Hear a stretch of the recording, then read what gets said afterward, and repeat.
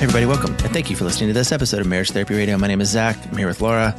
We're here today with Ashleigh Renard, and let me tell you something, buckle up. Ashleigh is the author of a book called Swing. She is a wealth of information. Listening to her talk about everything she knows is kind of like drinking from a fire hose. We really enjoyed it.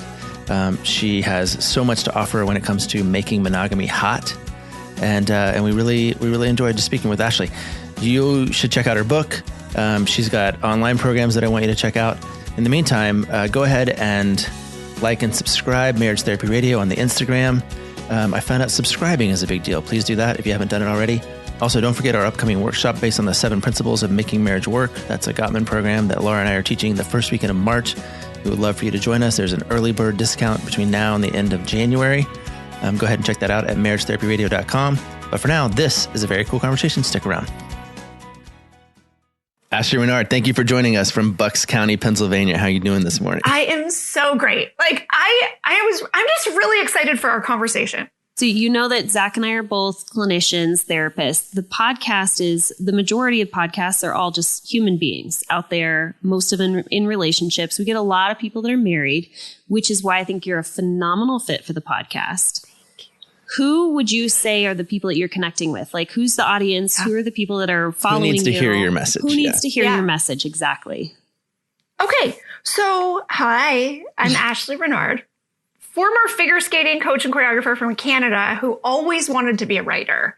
And then finally, 2019, I walked away from decades and decades on the ice. And I was like, I know what book I'm going to write now because I just lived a hell of a story. And it was a story that was a little racy. I was a perfectionist kid who took, aiming for the highest level of difficulty and making it look effortless and beautiful because that was my sport into marriage and motherhood. And it looked really impressive because I was handling a lot. I was homeschooling on purpose, home birthing. My toddlers grew their own goddamn vegetables. And I just kept adding, just ratcheting up the difficulty in everything I was doing. And at the same time, we have 3 children. I've been with my husband 10 years. We have 3 children. Our jobs are so stressful. I coach figure skating and my husband is a stock trader. We're both in pretty high stress jobs. None of it's life or death, but of course, everybody feels like it is all the time, right? And we were both feeling very disconnected and bored. And our sex life has always been great. And the fact that we can talk about sex and that we're open about sex, that's always been a big check mark that we've put in the how are we doing as a couple questionnaire.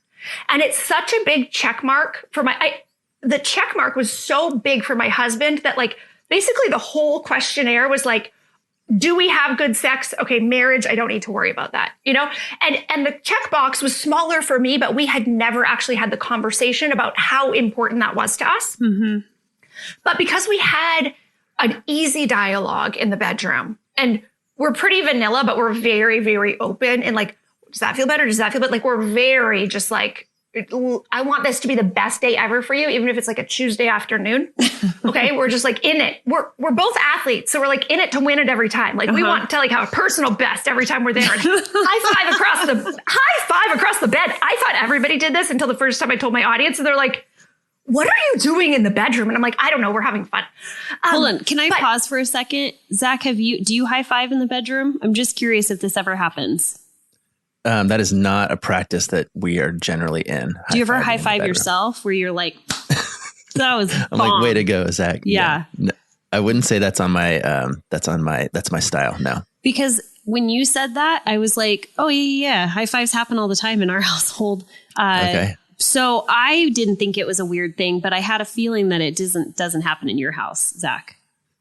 Well, you're right. Yeah, okay. It doesn't. Right. Really. Well, and I would say it doesn't happen in a lot of bedrooms. In a lot of bedrooms, people the reason I know this is because now thousands and thousands, hundreds and hundreds of people a day tell me what's going on in their bedrooms. Yes. Which I never expected. I'm a figure skating coach, but I know enough about cooperation that when I decided to write this story of, let's get to what it really is, we decided to go to sex clubs because neither of us were into kayaking or golfing. And we were what else would we do for recreation? It's sex clubs. And I was And I was like, oh, and actually that's like high level of difficulty. Woo, if we could pull that off, like all just ego trying to prove myself to myself. Like, because this was going to be a secret. This was supposed to be a secret that we never told anybody else. Like that was like the sworn part of us doing this is like, we are never going to tell anybody, right? No. Well, fast forward to actually living the story. It was hell to live, but the fact that we got through it, and I took the things that I knew about cooperation when I realized, oh my God, my marriage like sucks. Like our communication is like at like a second grade level. Like I can communicate more clearly with my 8-year-old skaters, my athletes, than I can with my husband. And I hate failing at things. So I'm really, really good and very quick at just brushing something under the rug. Yeah. If it's hard for me, because I'm like, oh, I'll just go do that other thing that I feel like I'm competent in. So we realized that our marriage going into the swing lifestyle. Okay. And my book Swing, and it's been optioned for film too. Like it's going to be a streaming series. It's going to be a streaming series. It is so sexy and funny, but the real taboo in it is not the sex clubs. I mean, they're going to be so fun to like cast and like the scenes and like, it's going to be awesome. And the series is going to have great sex, but everybody who's involved knows that's the least interesting thing we're doing on this show. And in the book Swing, the most taboo thing about my story, I've been told from people is because I talk about sex, but people just want to talk about feelings. People say to me, I can't believe you had that conversation with your husband. I can't believe you said that to your mother-in-law. I can't believe that you said the thing inside you that was so dark and that was so scary to admit. And you stood there knowing like they may cut me off completely. Like, I don't know. There's no going back from this. Our relationship is going to be forever changed, and it's rolling the dice. And you had like the courage to do that. So that's the real taboo is like, I said the thing I really wanted to say, even though it was so scary. Wow. And are you high-fiving after communication now? I gotta tell you, Zach, it's a little exhausting to be married to me because I'm kind of addicted to honest conversations now because whenever I sense any of us putting something under the rug, I'm like, we did that once and it grew for a decade and then we couldn't clean it up. Like it took so much unraveling to figure out what was all in there. So now, I'm a little bit of a stickler for let's get to the bottom of this. So how did that first conversation go? Like, how did you present, or maybe it wasn't you, maybe it was your husband, or maybe it was a friend that like cornered the two, but how did that first conversation go where you put the words out there of maybe we should go to a swingers club? Maybe we should outsource our sex life. Like, what does that sound like? Well, it was a conversation we had over years and years that, oh, that kind of thing would be something that we would want to try, just going into a club. And then when we would be like passing babies back and forth, but we would have this moment of connection sometimes when we'd be like playful with each other, we would be like, oh my God, just like 5 more years. And then maybe they can all go for a sleepover and we can go to a sex club. You know, it'd be like a joke. It would be like a joke. Like, what would be the most indulgent, irresponsible thing we could do at this moment? Oh, think about going to sex. I wish, there's no place like home. There's no place like home. Yeah. Like if we could just teleport and just be in a different, oh my God, have a different focus on our brains. That was like our fun together.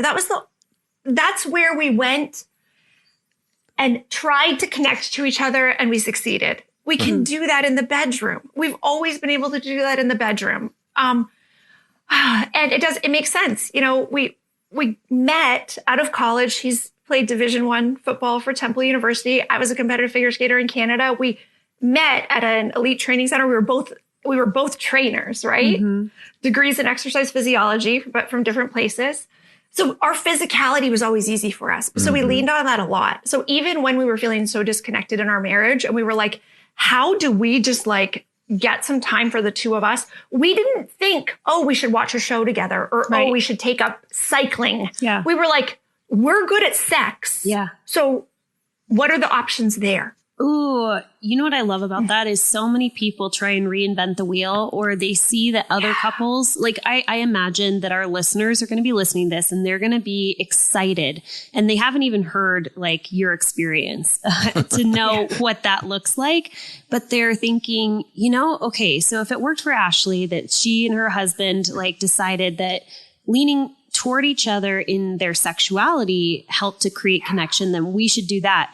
And I'm here to say that's not actually what I think you're saying or what I'm saying. It's find what you already do well and do more of that. Right? Oh my gosh. That is such a good point. That is such a good point. And I think that you just explained something to me about my audience. So a couple of years ago, I made this video called How to Keep Monogamy Hot Part 1. Awesome. And I didn't even know what part 2 was going to be. I just wanted to put myself on the hook to make a second reel because Instagram had just started reels. Yeah. It was how do you keep it spicy in the bedroom? And I said, hey, first thing before you're even talking about spicing it up is like, what time of the day do you want to do it? Like have a conversation, because I think there may be people going to bed, and I've never done this in my life, but some people go to bed at the same time and wonder, is it going to happen tonight? Mm-hmm. And that kind of uncertainty is too much for me. I could not live with that. And a lot of people, right? What percentage of people do you think do this every night? I have no idea. I can already tell you that I've like already sent the vibes out there, whether or not I want sex or not. Like my husband knows by like 2 p.m. what's happening. Oh, but yes, we try to establish by the time the kids are on the bus. So it's like 8:30 a.m. or on or off today. Green light, red light. What's up? The vibe. What do you think, Zach? The percentage wise? Yeah. If people are like twiddling their thumbs, like thinking, I wonder if the toe's going to wander over to 80? My side of the bed. 80. Yes. What? Okay. Because I thought it was about 50, or I thought it was 50 or more, because I ask a lot of questions of my audience, because that's the thing as a coach. You just got to ask the right questions. And as well, you guys know as therapists. Okay. You just have to ask a different question to get a different answer, right? And with skaters, I trust in the ability of anybody to cooperate. I am so stubborn. And for astrology people, I have 4 planets in Libra. Okay. I am just like, harmony is the way we are wired. That is the mountain I will die on. So cooperation is apparent to me everywhere. You guys are actually so close to being on the same page. Here are the spots. Mm-hmm. And then, so this is the advice I give in DMs now. I posted this video. Choose the time of day you want to have sex. Mm-hmm. Because in our house, nighttime are for sleeping and mornings are for coffee. So my preferred time is 5:30 p.m. I had written a book about being miserable married to a man, and how we had really hit that place of me realizing how miserable I was, because I had to trip over some orgies to get there. You can't. We have to get into the dirt of this, because you have dangled so many carrots that I'm sure our listeners are like, Ashleigh, when are you going to tell us about the orgies? Okay, let's start it now. Okay. So going to a sex club, and you guys jump in, but I'm just going to start. Yeah. Okay, going to a sex club is so freaking sexy. You can't even handle it. Okay, so if you're wondering, is it going to be boring? The answer is no. If you're wondering, is this going to be too sexy? Is my brain going to explode? Maybe. Really? Maybe. Really? See, I always felt like I was going to be the most attractive one in the room. Which, listen, I mean, okay, Laura. Yes. You're probably right. And maybe you're wrong. Okay. And there is something fucking sexy about people feeling comfortable in their bodies. Totally. Oh, totally. It doesn't matter. If you saw these people in the supermarket, you would not say hubba hubba. Yeah, that's so true. But when you see people feeling good, dressed in something that they feel comfortable and sexy in, right? Hello, Lizzo. I love, she... Yes. Okay. Do you hear what I'm saying? Yeah. So it doesn't really matter. And a lot of people get stuck on that. And the truth is, we were not the hottest people in any club we were ever in. Okay. And Manny's 43 and still has a 6-pack. Okay. I'm just saying, okay, but so that's a question that people get stuck on. But let me say that's not even the thing. Okay. So let's just say, yes, there are going to be a variety of attractivenesses, and it doesn't even matter. You walk in. And everybody is so friendly. Everybody's like, hey, how you doing? I bet it's like, they are. It's yes. And it's not creepy. It's so weird. It's this utopia of like, hey, we're here and we all love sex and we think it's great. You love sex and I feel sexy and you look so sexy. And oh my God, look at all of us here to have fun. It is like, and that is how people are walking through the door before they've had one drink.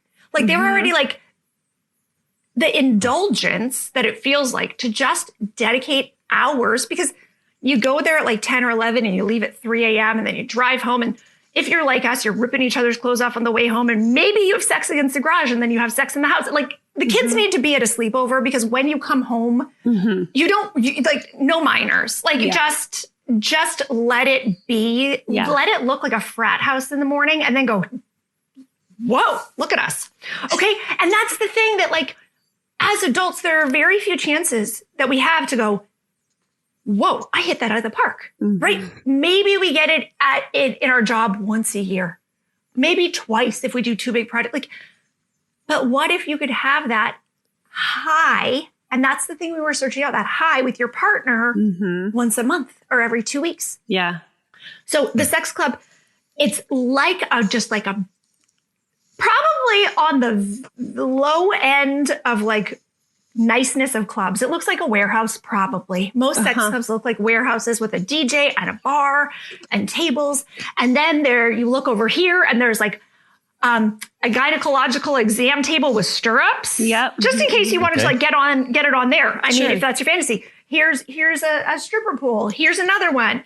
Oh, the 65-year-old lady is always on the stripper pool. Every time we come, she's adorable. Her husband's right there. Like, yeah, all right. And they're probably older than 65 now. I'm realizing. Okay. So, and as the night goes on and people start dancing, it gets fuller and fuller. Every sex club we've ever been to, and we've been in North America and in Europe, this is why I'm going to have to write another book, is packed. It is packed with people who are ready to, I'm going to say party. Have a good time. Yeah. Have a good time without like getting totally blasted or anything. Like, everybody's looks like they're drinking, but it's like you bring your own bottle of wine or your own whatever. It's not like you're like pounding back like tons. Like it's not an inebriated space, but through the night, people loosen up enough probably in the first hour, 90 minutes you're there. Yeah. Clothes are going to just start flying off on the dance floor. So clothes are going to start flying off. Hands are going to start crossing across. There are always, thank goodness, a few couples who come with friends. Like they've already been to the club together. Maybe they met at a club at some time. Yeah. And they're going to be there. So there'll be like a foursome dancing where they're going to like, you know, when you're at a party, like as a teenager or maybe in college, but for me in Canada, this happened as a teenager and everyone's hanging out and it's like, who's going to sneak off and make out first? It's like the adult version of that. Okay. It's like the adult version of that. Who's going to get the action started on the dance floor? And someone always does. Yeah. And all of a sudden there are boobs out and there's a penis out and somebody's like giving a blowjob on the dance floor. And you're like, wow. And this is legal and we're all okay with this. It's like, it kind of blows your mind a little. And then, you know, maybe a guy's like fingering his wife up her dress right over there. And like, you're just looking around and you're like, that's hot and that's hot and that's hot. And this is the culmination of all of this is pretty exciting. So we just interviewed Emily Nagoski. She wrote this book Back Behind Me, Come As You Are, right? And what she describes is what you're talking about is sexually relevant information. So often, like, I feel like people sort of, the parts of themselves that you're talking about that wake up when you walk in this sex club have been asleep. And so what she's saying is, fill your room, your bedroom, your sex club, your garage, doesn't matter, with sexually relevant information. It could be sexy panties. It could be a vibrator that you put in your luggage, whatever it might be. But it's like you walk into the sex club and this is like I'm just imagining like a circus of sexually relevant information, right? I mean, it is a circus. And the very first scene in Swing, I'm standing in line at an invite-only sex party in New York City where we had to send in headshots and a relationship bio to get on the guest list. And there, it was like a casting call for The Bachelor. Everyone was so freaking hot. And it was the most diverse crowd. It was like, I write in Swing that it was like the United Nations of hotness. It was like, so, but sexually relevant information that is so fascinating. Yeah. Hey gang, I want to interrupt this conversation between Laura and Ashleigh to bring you breaking news from Manscaped. They're selling beard products. They're once again revolutionizing men's grooming with the brand new Beard Hedger Pro Kit. From a beard trim to a fresh shave, the technology behind the Beard Hedger Pro Kit allows you to shape your signature beard look. I just got mine today. I love it. I'm not even kidding. I was been looking for a tool to help me with my beard, and this is exactly it. And if you want, you can get yours by going to manscaped.com and using code MTR for 20% off and free shipping. Starts with the Beard Hedger. This thing is the juggernaut of fixing faces. First, it's a cordless trimmer with a rotary wheel. It's a little knob that you turn that gives you 20 hair cutting lengths, all with one guard. So I don't have any more of those messy drawers full of old extra add-ons, and I promise you that is a thing. I have a whole drawer full and it drives my wife crazy. So face grooming doesn't need to be hard. Get 20 different beard lengths in just one guard. Plus, it's waterproof, so you can shave in the shower and avoid all that hair in the sink. This is very important to me because I like to shave in the shower right after I floss. The kit also has beard oil. No one wants to kiss a guy whose beard is brittle and dry, except for me because my last name is Brittle. But the oil relieves dryness both on the beard and the skin beneath, while adding a little shimmer and shine to make you look extra fine. Cap off the kit with a beard balm, a pomade that shapes, styles, moisturizes, and tames for a sculpted look to attract anyone hoping to keep monogamy hot. The Pro Beard Kit also comes with 3 free gifts: a beard brush, a comb, and scissors to ensure that your beard is ready to impress.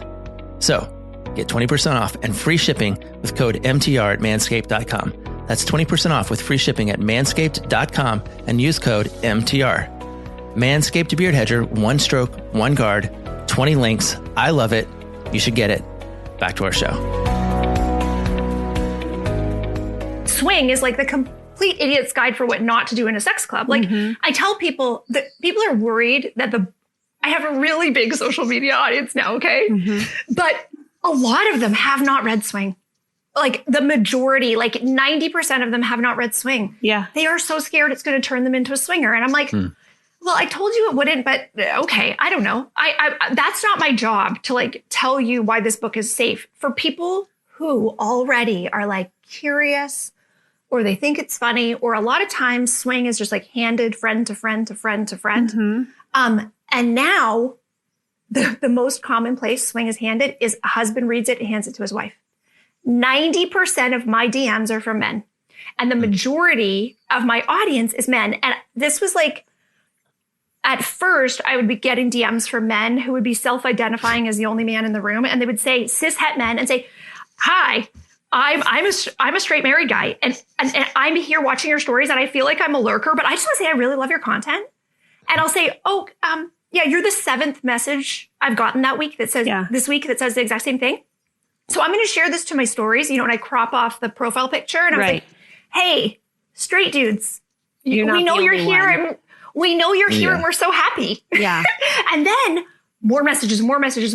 So people who are new to my audience are still surprised by that, but my audience knows that about themselves. Like, I think that that's the thing that I was like, oh, you guys want to talk about sex? I have some other things I could say.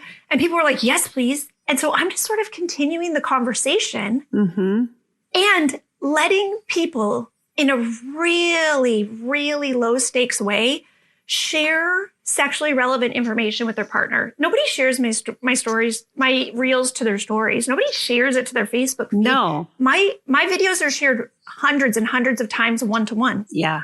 Like people send it to their spouse. Yeah. So can I just go on record and say that I'm actually not creepy? Like it makes sense that I was watching your reels based on what you just... Yeah. Well, it makes absolute Laura, sense. You can get up off my back about it. I know. So, but Zach, okay, this is what I'm going to put out here as a little guess. And you can tell me what you think of this.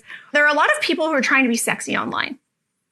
And I'm not one of them, even though I'm talking about sex. Like it's obvious if a husband sends my video to their wife that like, I don't have boobs out or right. No, like I don't even know how to find. You.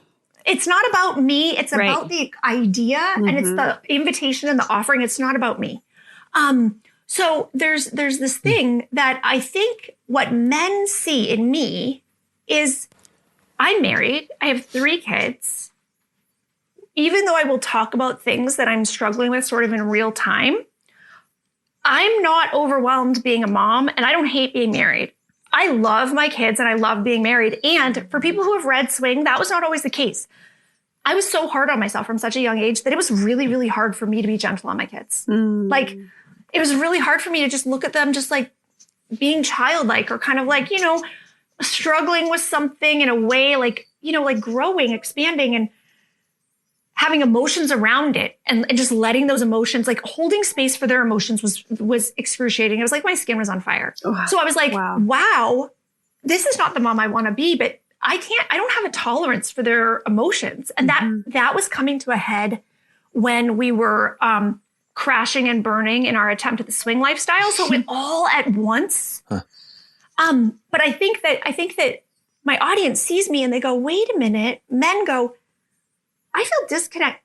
Okay, this is the real thing I'm zeroing in on is my most common audience member and my most like really, really in it audience member who will see my reel, be on my email list in 45 seconds, order swing, read it in 3 days, write an email to me and say, oh my God, thank you. I saw myself in that book. They saw themselves in me because I was human. And I went, okay, because I love going, like diving into the deep end with things. I'm like, I'm going to open up and go, as a human, it feels like this. Have you ever felt that? And I'm showing like these really specific places that I'm tender being a human here at Earth School. And men are going, oh my God, I feel like that too. And they just had so much shame that they never knew anybody else felt like that. And women do this too. And women love swing for the same reason.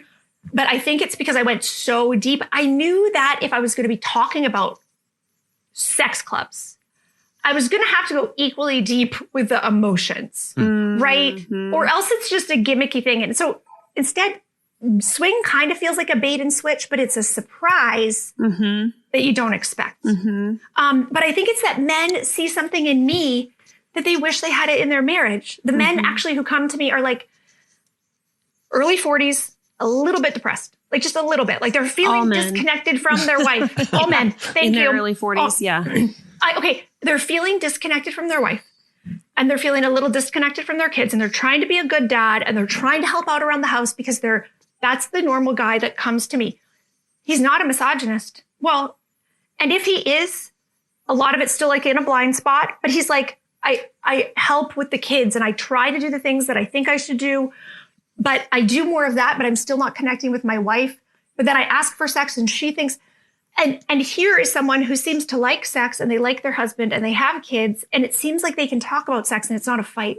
Yeah. And I just want to be able to talk about what I need and have it not be a fight because I'm already realizing I have more needs than I thought. And I feel a little weird about that. And I need a place that's like, feels really safe. Yeah. To just go, yeah, I want to have more sex, but it's actually because I don't know what to do since I got that early retirement. Like I actually don't. And the only thing I know is that I like how connected I feel to you when we have sex. Boom. And most men don't have those words. Yes. It makes perfect sense why your audience would be a lot of men, because I think what you're saying is they're depressed, something feels off, they're disconnected, and they're seeking for connection. And the way that they have found great connection with their partner in the past has been through sex. And so that's like the door in. That's the clickbait of swing. Yeah. But what's underneath all of that is this deep emotional connection that you're actually disarmingly talking about, if that's a word, disarmingly, talking about, where they're like, oh, okay, like I can do that. Like, yes, I want to have sex. And yes, I want to figure out how can I please my partner or invite my partner into pleasure or whatever it might be. But it's also, I really want to feel connected to you. And I also want to feel connected to my kids and to the world. And myself, right? It's like, where can I get it? Because I don't feel connected to myself. So if women, and this isn't everybody, right? But I think so often this is a missing part of it, is that you could say, wait, is it that you really want to, do you want to ejaculate? Do you want me to have an orgasm, or do you want to like cuddle naked, or do you just want to sit together? Like, what are these things? Like, if we had 15 minutes right now, how would you want to spend it? Yeah. And asking that really specifically and really being clear that there's no wrong answer. What is it that you would really prefer right now? Yeah. Oh, okay. What I would prefer this. Okay. Here's the thing that drives me bonkers about marriage. And it drives me bonkers because my husband and I fall into it all the damn time, even though I know better. I coached Olympians when I was 21 years old. I have coached elite athletes, and I have seen elite cooperation. The way we look at cooperation on the field or in the arena or in business is that 2 heads are better than 1. Mm-hmm. 2 forwards, like two basketball players going towards the net is better than being on your own, right? Like having your partner there is essential. If it's a sounding board, if it's like 2 like founders of a company, a startup, okay, 2 people, yes, right? Mm-hmm. We look at situations in sport and business that if you have this view and I have this view, that we are willing, because of the payoff, winning the game, landing the contract, making this business work, executing on what our goal is together. We have to say, okay, you are bringing this idea, I'm bringing this idea. And I really think that with those ideas, we can actually come to a solution that's more creative and broad and expansive than either of us are thinking about right now. Mm-hmm. So we're bringing our ideas to the table and going, what can we make that's like win-win, even better than this, right? Because there's this level of trust that you're on the same path, that you have your eye on the same prize, which is connection in a marriage. Yeah. So in a marriage, it's supposed to be connection, but we have all of these ideas about how women communicate and how men communicate and how it's hard. Listen, I will die on this mountain. Cooperation is simple. Cooperation is simple. You have to get clear on what you want and also be willing to be influenced by the other person, right? Mm-hmm. Boom. Mm-hmm. You have to trust for a minute. You have to dial down your fear, dial down your strength in controlling a situation emotionally, right? Your need to think you are the smartest one or be right. You gotta just dial down the ego, okay? The best athletes, the best business people, ego less in their moves, okay? Because, and I want to just go back to athletes because it's easier to feel for athletes than it is to feel for a CEO. So let's just stay with athletes here so we can really feel this truth and then say, maybe could we translate that to marriage? Maybe, right? 2 athletes, if they are trying to win the championship, the goal is winning the championship. They're on the same team. There's a very good chance that one may be picked for MVP, but that's not actually the primary goal here. Right. Win the championship, and then those chips are going to fall where they may, and we're going to have to figure out in our dynamic as partners what we're going to do about it, right? When it's like we're on the same team, and then maybe somebody puts one of the people higher, but no. The goal to win that championship is, it doesn't matter what I need to do to help my partner feel better and perform better. That's my job. That's my job, to make sure my partner can operate at 100%. So getting really clear on what helps you operate at 100%, and then asking your partner, okay, I've realized I need X, Y. If I have X, Y, Z in the morning, I feel so much better for the day. Are you willing to do that with the kids or blah, blah, blah? And listen, are you willing? It's actually a question. It is just, you are searching for data. Are you willing to do that? No. Okay. But then usually what Manny will say to me, my husband Manny, he'll go, but at 9:30, after I check blah, blah, blah, then I could do a version of that. And I'm like, you know what? No, I would actually just prefer to do it earlier myself. And there's no resentment because marriage is set up like you can't get your way all the time. You're going to have to compromise. Yeah. Yeah. Well, if you think that the best you can do is lose, I mean, right? Like if you want to win in marriage, how about you look at every situation? Okay. How about you look at most situations? How about you look at important situations and go, how can you get your needs met and I get my needs met at the same time? Because I don't think needs are ever in conflict, but preferences or ways of doing things can be. But if we get down to what each person, and I mean, as therapists, you guys probably talk about this all the time, but this is just what I've realized, answering questions and then looking back to like, wait, why is it that I can get a DM from a man that says, this thing has been going on in my marriage for 5 years and I don't know what to do about it. And I say, oh, have you asked your wife ABC? And they go, just a minute. And then 2 minutes later, they come back in my DMs and they go, here's what she said. And they paste the text because maybe they just texted. And I actually really like texting with my husband when things are a little heated, because then we like have to reread. It slows down the pace of our communication. Right. I am a much faster communicator than him. So actually us going to separate rooms and texting is a way for, if someone isn't responding to my bids for connection, which come out very fiery, then I will turn it into like, I'll be a flamethrower and I'll go, did you feel that one?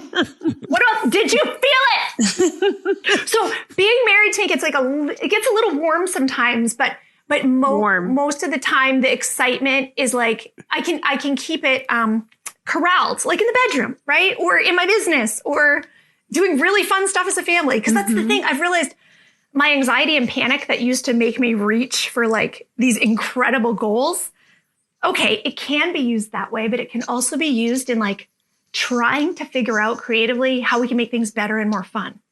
So when I'm lighting up the creativity tunnel instead of the panic tunnel with, my natural tendencies, it's just a lot easier to be me and to be around me. I bet. Yeah. Well, I was just thinking, actually, like if you are, I'm thinking about like this is a little bit of a pivot, but you said your anxiety, and I've just been thinking about anxiety and how it's just so prevalent in like every human being, and for so many people, they don't even realize that what they're experiencing is anxiety.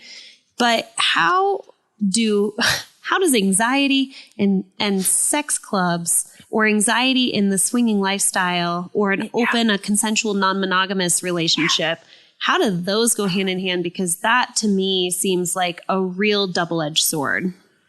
Well, I never go halfway. So like the first time I went hiking, I met my friend at the trailhead and I had Merrill boots in a shoebox, and she had a 30-pound pack for me that she borrowed from a friend. And we went for 30 miles for 3 days and slept in hammocks. Okay. I love to know my own limits. And I love to know the limits, right? Like, so I would push my skaters and then watch and go, okay, that's it. That's like, we're as far as we go today. Oh, okay. We went a little too far. Like, let's just, we all need to like, just take a break from that. We should pivot sooner next time. I love to know the limits. So when I couldn't think of another thing that I could add to my plate, like I literally baked every cake on Pinterest. Like I can't even tell you all the things I did that couldn't fit into the book, because you're just making shit up now. Zach and I have been looking for more ways to connect with our listeners on a more personal level, and we've been getting countless requests for couples workshops. So we put not one, not two, but 3 virtual workshops on the calendar in 2023 so that you can join when it's most convenient for you from anywhere in the world. Register for our spring couples workshop coming up on March 3rd and 4th by visiting our website, www.marriagetherapyradio.com. The 7 Principles Workshop for Couples is a live 2-day virtual marriage workshop based on the internationally acclaimed research of Dr. John Gottman as presented in his New York Times bestselling book, The 7 Principles for Making Marriage Work. This educational workshop has been offered across the U.S. and internationally and has helped strengthen relationships of tens of thousands of couples. It's specifically designed to help couples improve their friendship and learn powerful communication and conflict management skills. In this workshop, you will learn how to make conflict work for your relationship. You will deepen intimacy and build trust. You'll identify your solvable versus perpetual issues, strengthen your friendship foundation. You'll learn to collaborate more effectively to solve problems and how to communicate clearly and effectively. Early bird registration for the spring workshop is $395 per couple until February 3rd. So lock your seats in for an unforgettable experience that will shift the trajectory of your relationship. Again, that spring workshop is on March 3rd and 4th. Register at marriagetherapyradio.com. Ashleigh, you are an interesting woman, I have to say. Like, you describing yourself, I'm like, there is some fun nuances that are like real special. You know what? Yesterday, my husband told me that I'm part Dr. Evil, part Oprah. And I'm like, Honestly, I've never felt so seen until Zach called me Ash. I mean, yeah. Okay. But it's true that like my brain is a really busy place to be. Yeah. And if I'm working on creative things, which I've done my whole life, I've always had creative jobs. I've never worked for someone else, right? Like, I, when I was 16 years old, started a synchronized skating program in a nearby town. And I've just been doing it ever since until I started a publishing company, right? But the thing is, I love teamwork. I'm obsessed with cooperation. And as a little kid, I would look around my house and every conflict I saw growing up, I thought it was my job to fix it, right? Which like, ooh, that's tiring. But now I've found a way that people actually respond and they're like, we would like you to fix our relationships. I'm like, finally, I've been reporting for duty. I reported for duty 43 years ago. And finally, people, finally, I have the plaque. I have the thing on my door that it's like relationship helper or whatever. So I think that going into the sex club, we just like, you know what we did? We like went like full tilt. We're like, how far?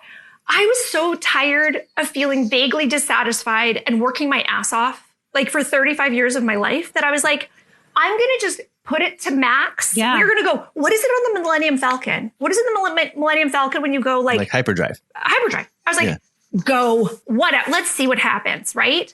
It's like, can I push myself faster than the speed of light? Well, yeah, I almost did. So I think I just wanted to know, oh, really, like how hard could we push before?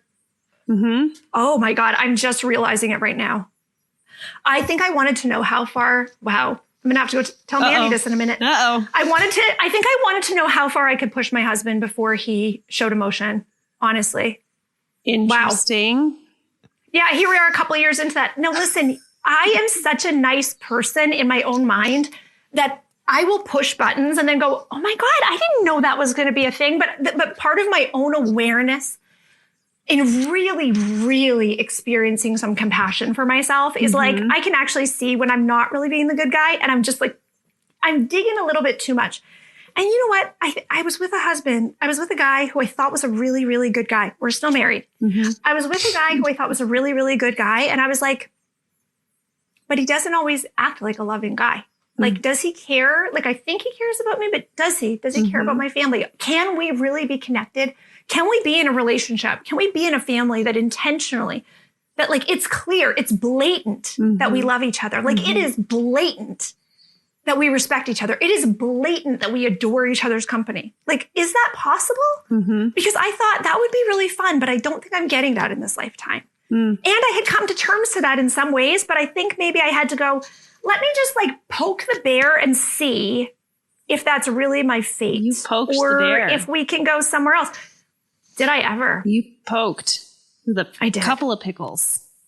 Well, I poked lots of bears. Any bear that was in vicinity, I was like, well, I might die. Actually, writing this book about sex clubs, I thought I would be excommunicated from planet Earth. Like, I thought like just ejection seat, like I was just going to be gone. But I couldn't not write it. I was physically getting sick. And I was like, what am I supposed to do? And it's like, write the book. And I was like, okay. So I tried to write 5 other books and they're like, no, just that book. I was like, fuck, that's scary. That's really scary. I'm really glad I got to participate in the interview with the Star Wars knowledge. Like that really helped me feel like I was included. Like I was like, oh, that's not my reference. That one will be for Zach. You're the Star Wars guy.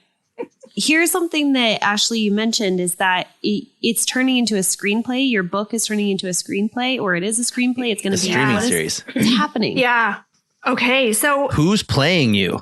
Oh, well, I've already. That hasn't. Oh, I need to know because that's one of the questions. And that's one of the questions that we're trying to figure out. Who's going to play me? Who are the co-producers? It's Anna Kendrick. It's Anna Kendrick. 100%. Are you kidding me? She would be perfect for the role. Okay. Does she do, but it's going to be sexy. Does she do anything sexy?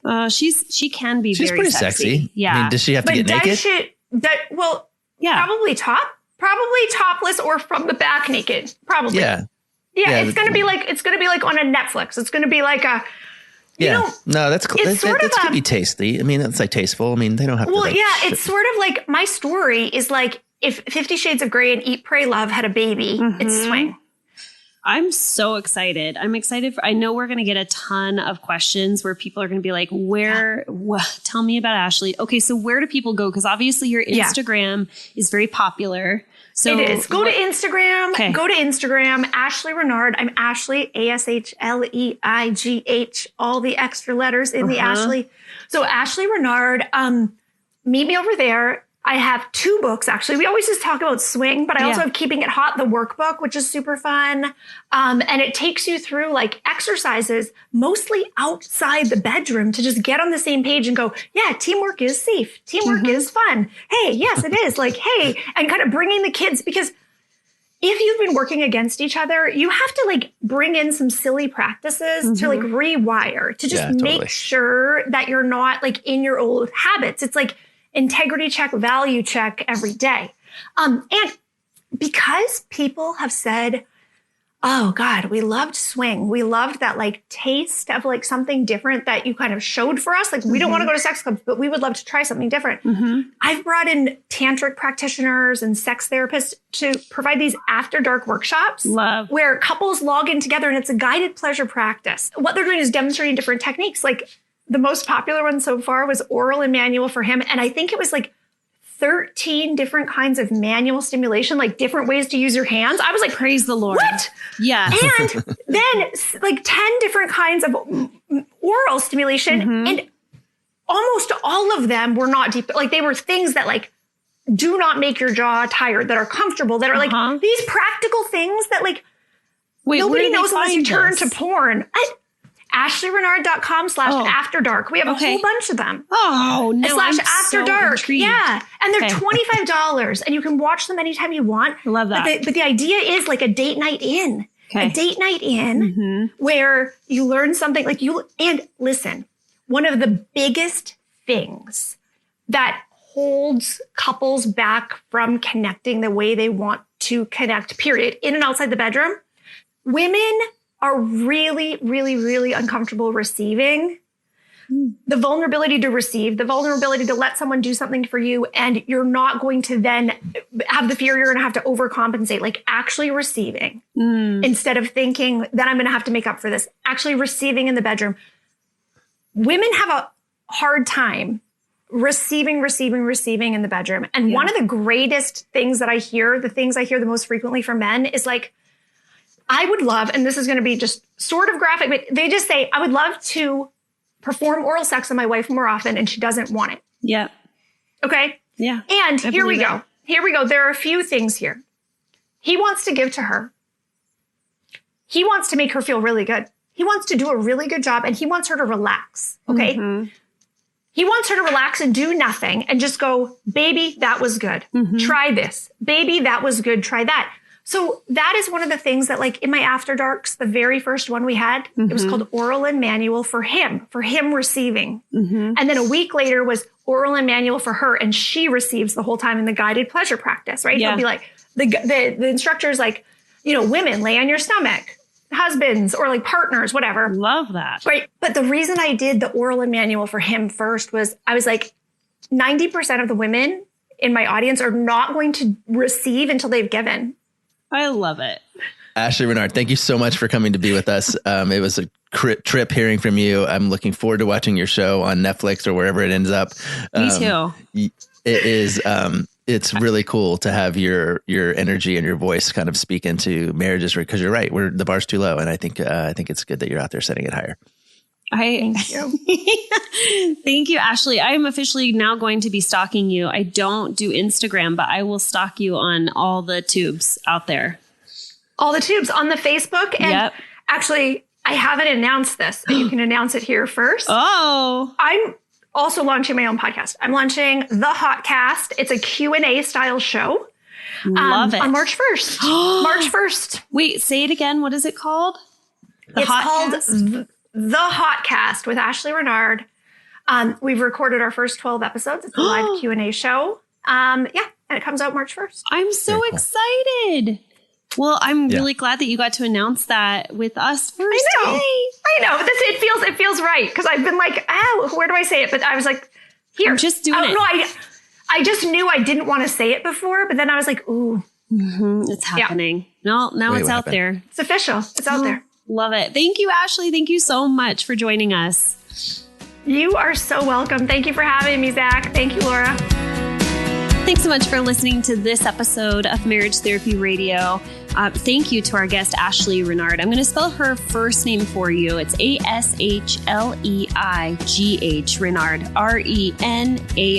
You can find her at her website, ashleighrenard.com. You can find her on Instagram. She invited all of you to DM her, send her messages, connect with her. She has a lot of amazing products that are available on her website, including her book, which I'm so excited to read. I haven't read it yet, called Swing.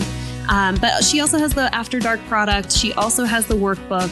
Check it out, the retreats. Ashleigh's got it going on. Thanks so much for your time and your attention, making your relationship better today than it was yesterday.